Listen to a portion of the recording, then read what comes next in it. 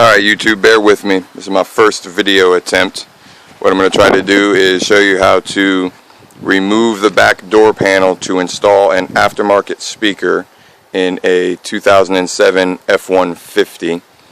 This same removal install should work for all 2004, 2008 F150s.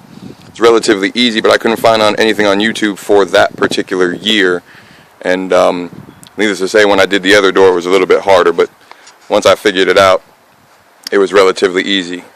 What you will need in order to do this removal install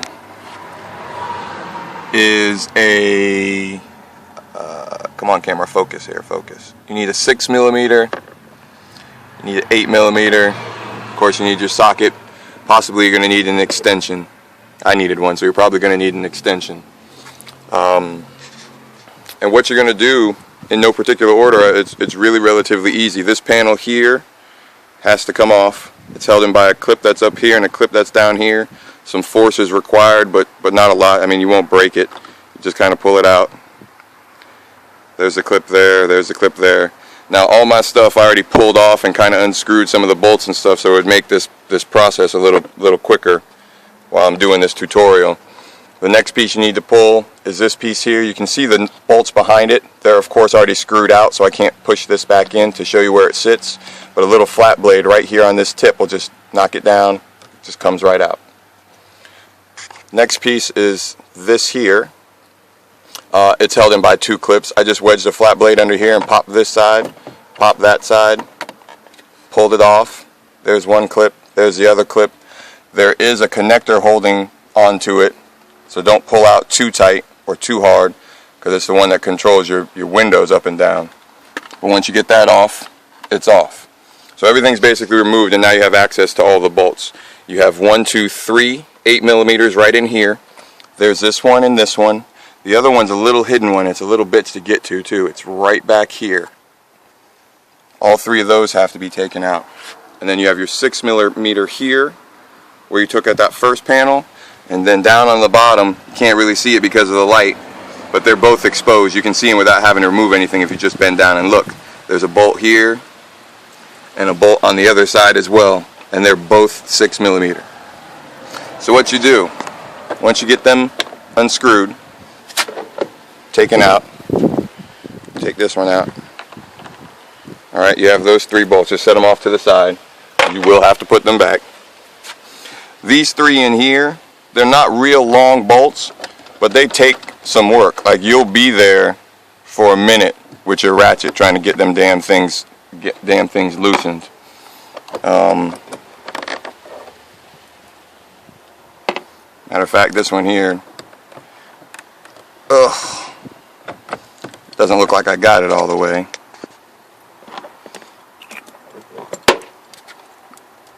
And I'm not sure how to pause my video and keep it going. And now I'm dropping pieces all over the...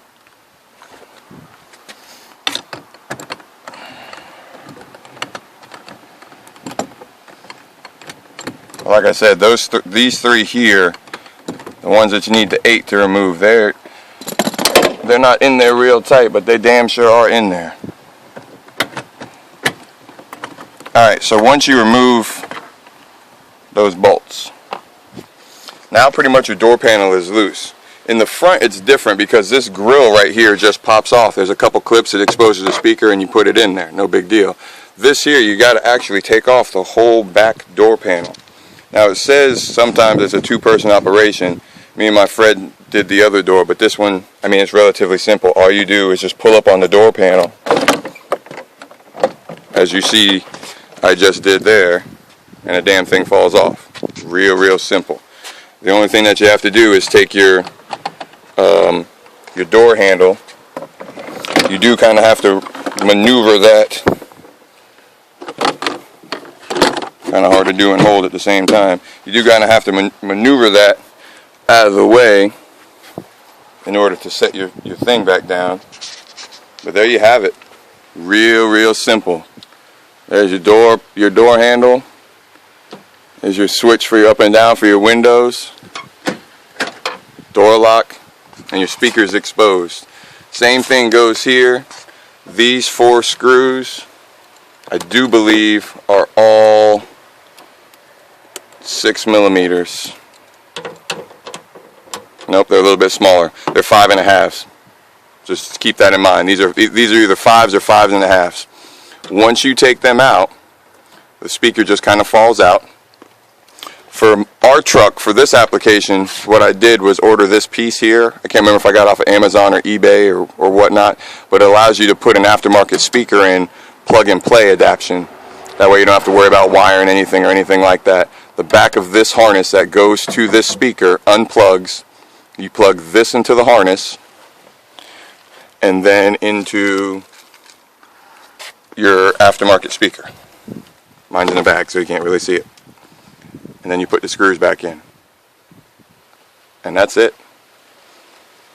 In order to put the panel back on, hopefully nobody needs me to show them how to put it back on since I showed everybody how to get it off. In order to put it back on, all you do is take it. The very first thing you must remember is that you need to line up your door lock.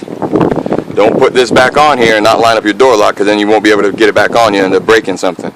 The very first thing you do when you lift this back up to get it in place is you want to make sure that your door lock, of course I can't do it with one hand, but you want to make sure that door lock goes on first. And then everything else just kind of slides back into place. And then you just reinstall the screws as you took them out, pop the panels back in. This one here was that little one that covered those 2 screws. This is the one that sits on the door. This is the one that goes back there. If you have any questions, just hit me up. I've done a whole bunch of stuff to my truck, and I probably should have been doing videos the whole time showing everybody pretty much how I did it. But you can see I ordered a vinyl wrap with a red and black scheme. Did that. I installed a Clarion CX501. I also got a Viper 5901 on here with the remote start and the automatic windows. I got a 12 in the back that's just kind of sitting up here under my seat, under my back seat. Have no functionality of the back seat though, due to it being in such a big box. It's just running with a old JL 500x1 slash series. But if you have any questions, yeah, hit me up on YouTube and I'll post any videos further. And if you have any questions about this particular install or anything I did to my truck, just hit me up at mccleader26@gmail.com, or you can find me on F150 forum. Anybody that's got an F150, doesn't matter what year it is, it's a great forum website that we all go to. This is where I learned how to do most of the stuff to my truck. You can always look me up there. It's mccleader26 is my screen name.